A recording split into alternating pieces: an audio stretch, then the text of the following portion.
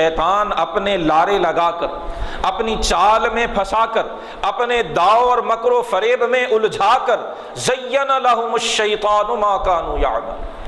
جو برائیاں وہ کر رہے ہیں شیطان انہیں سجا سنوار کے پیش کرتا ہے۔ تم کیا صرف سود ہی لیتے ہو نا؟ سود کا کیا، 21ویں صدی ہے، زمانہ اتنی ترقی کر گیا ہے، سود لینا یہ علماء ایسے ہی کہہ دیتے یہ کوئی حرام برام نہیں، ٹھیک ہے صدقہ کر دو، افطاریاں کروا دو، عمرے کر لو، قرآن تقسیم کروا دو، یہ کام کر لو وہ کر لو، سود لیتے رہو کچھ نہیں ہوتا۔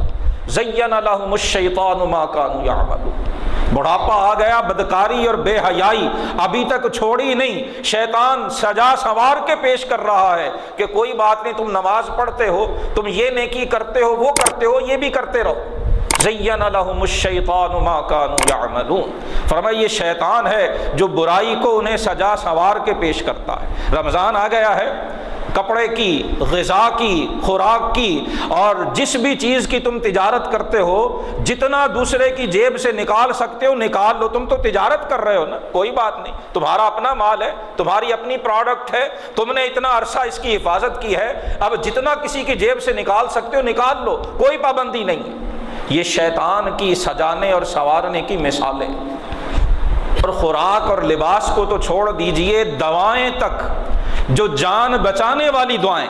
ان کے اندر بھی بے پناہ منافع، اپنی اصل کاسٹ اور اصل جو اس کے اوپر آپ کی لاگت ہے اس سے کئی 100 گنا زیادہ منافع لینا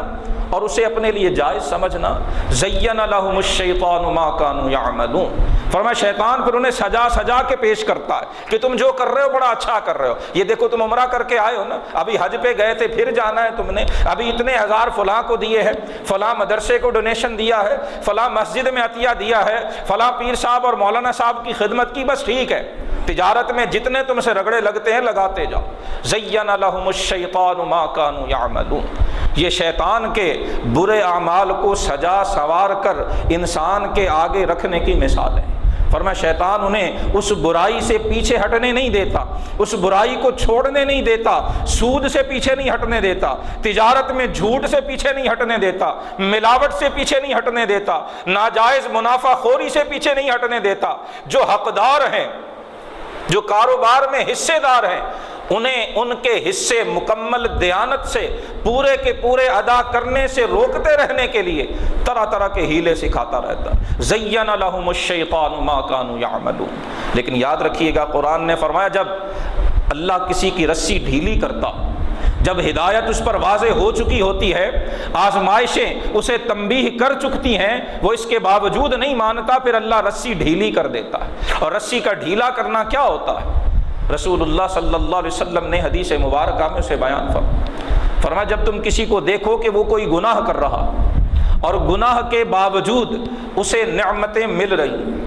گناہ کیا ہے؟ صرف جھوٹ بولنا گناہ نہیں ہے، صرف زنا اور بدکاری گناہ نہیں ہے، صرف چغل خوری اور غیبت گناہ نہیں ہے، بے شمار گناہ ہے جو ہم تجارت میں کرتے ہیں اور جنہیں ہم گناہ سمجھنے پہ آمادہ ہی نہیں ہوتے، اپنے ذہن میں مانتے ہی نہیں ہے کہ یہ گناہ ہے۔ اللہ کے رسول نے فرمایا جسے دیکھو کہ گناہ کر رہا،